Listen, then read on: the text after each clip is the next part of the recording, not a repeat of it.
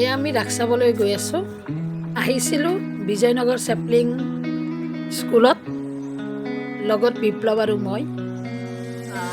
বিপ্লৱ আৰু মই স্কুলৰ পৰা আবেলি 3:30 বজাত আহি কেনে ভাবিলোঁ এবাৰ পলাশবাৰীৰ ৰাস চাই যাওঁ, আৰু সেয়েহে পলাশবাৰীৰ ৰাসত সোমাবলৈ মনস্থ কৰিছোঁ আৰু আপোনালোককো পলাশবাৰীৰ ৰাসৰ যি ৰাস মূৰ্তি, শ্ৰীকৃষ্ণৰ যি ৰাস যাত্ৰা, এই যাত্ৰাৰ যি উৎসৱ, এই উৎসৱ পলাশবাৰীৰ আপোনালোকক দেখুৱাম। আপোনালোকেও চাই থাকিব শেষলৈকে ভিডিঅ'টো।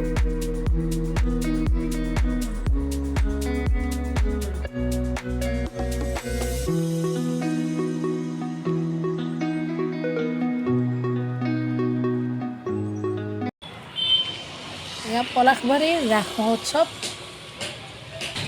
এয়া ইমান ধুনীয়াকৈ গেটটো সজাইছে।